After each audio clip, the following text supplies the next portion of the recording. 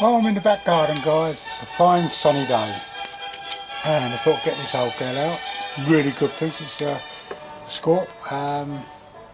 Piece of carving bowls, and hopefully I won't bury this one in my hand and do a bit more work on my bowl. Learned a few valuable lessons that I should really have been in my mind all the time, but you never really sort of click onto it until something drastic happens, like burning the edge in your hand. In fact, one is securing a workpiece. I'm using my rather knackered shave horse for this now. Another one is to make sure you've got make sure your first aid kit you can actually get into. I struggled with mine yesterday, but it was packed out too much, so I've rejigged it and split it into two. I've got a light first aid kit, which will be in the red pouch, and that's for minor cuts and what have you, and got one there, which is this one, which has got a bit more into it. It's got a large trauma dressing at the back and lots of bits and pieces inside. It's basically just to patch you up till you get to the hospital if it's really that bad. But other than that, really stompingly gorgeous day. Wish it had been like this yesterday, though my trip was actually curtailed short. Got lots of new followers. Welcome aboard, guys. It's really nice to have you on board. I really do appreciate the comments and the welcome backs. I was off air for too long. I really just sort of like, I think I've run out of things to talk about primarily. Plus I was sorting some stuff out in my private life. It's a weird time of year this. It's nice and spring has sprung. Anyway,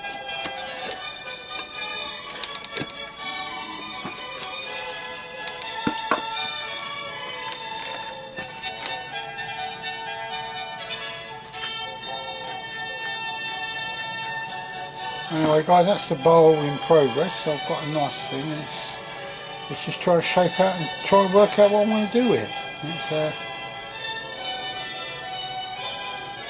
There's a project I promised myself a long while back. Anyway, I'll see you in a minute, guys. Well, it's nice. The thing with sweet chestnut you've got to remember is it discolours any carbon tools. If you've got a carbon based piece of tool, like these carving tools I've got, you will find that it will discolour. It's the acids in the wood. But it actually helps you sharpen your tools as well, because obviously it discolours the metal, and you're working on getting that discoloration off when you strop your tools. I'm slowly getting the bowl shape. I've got to have an examination in it. So if you look here, you'll see sort of dark pieces, and that's the discoloration of the wood. Oh, it's a really nice day. Anyway, so as I said earlier, I've got some new members. One of them, Simon Cook.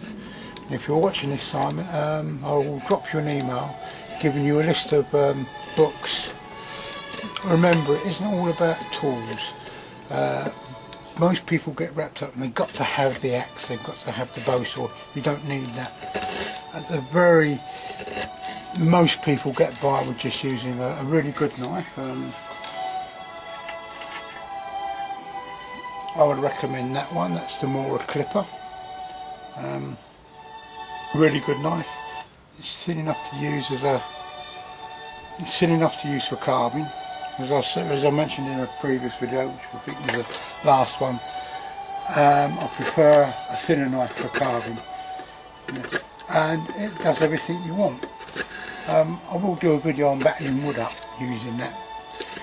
Basically, what you've got to do is just cut yourself a wedge. I'm a bit more ginger with this today.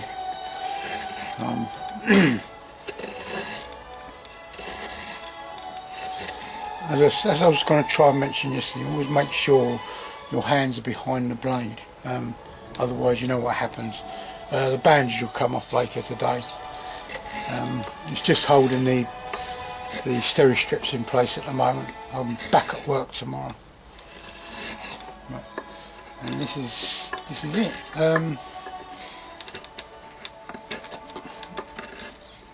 I say sometimes we get a bit. For many people, bushcraft is just basically going out into the woods for a few hours and then having a brew up, maybe a few sherbets. I tend not to. The only time I take alcohol out with me is when I do the Scottish trip, and I'll get a bottle of Jura or a bottle of Bowmore, and we share that around the campfire in the evening. But before we open the bottles, all the sharps go away, as alcohol and knives do not mix. They make a very, very dangerous mix.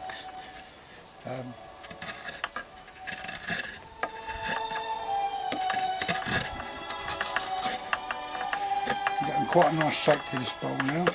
Just going to have to work at the ends a little bit. This is the first really large bowl I've ever carved. I've got a couple of small bowls upstairs that I'm halfway doing. I'm very slow at doing this, so I'll do it for a bit, then put everything down. It'll be a couple of months before I get back to it. But I promised myself this year that I'll do more carving.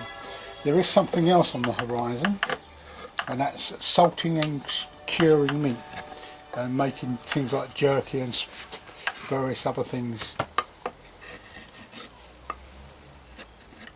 I better not bury this one in my hand. I don't want to go potty if I do. She worries about me, which is nice. It's a good feeling.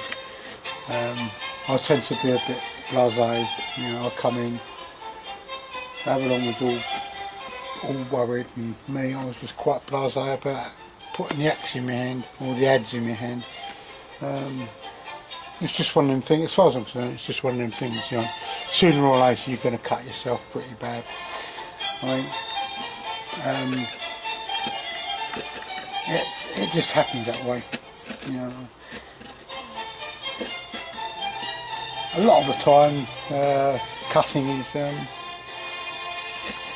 just lack of concentration. I want to get a new shave horse. I made this one on a course with a group of friends. It was very quickly put together. The wood was very, very green and extremely heavy. It's not a bad little shave horse, but I want to get a better one that's more comfortable on my bum, and one that I can actually think to myself, yeah, it's a nice piece of kit and I can actually sit down and work at it. And I want to get a good workbench, something similar to, I've got a workmate upstairs, but something a bit more robust, but similar to that. So I shall have a look around, so that I can secure the workpiece, because that's the only reason I cut myself yesterday, was the fact is I hadn't secured the workpiece properly enough. I was playing on the fact that that I was keeping the cutting edge below my hand, which I was 99% of the time, but at 1% of the time when the workpiece slipped, just there, I popped the adze in. Anyway guys, I'll see you in a bit. Well guys, I'm just engraving a piece of a spoon here. It's for a colleague at work. I did promise her this some months ago. And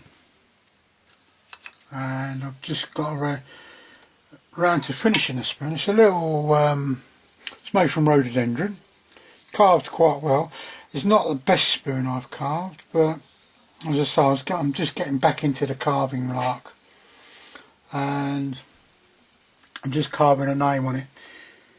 Name is Engraving, and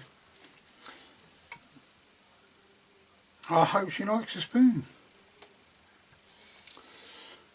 I say I've been carving the bowl this morning. The sun's moved around now, so I've come indoors, and it's proven a really tough piece of wood to work on.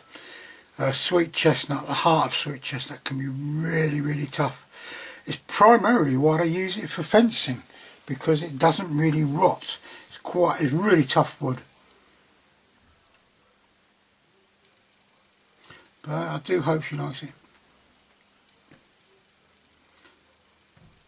I'm back in the man cave. I want to start getting some gear together for next week. I want to run basically the gear I'm getting together is the camping equipment I'll be using through this year, and it's basically giving it the once over. I might by the end of the month have a night out. Anyway, this has been just a general chit chat video, and I hope we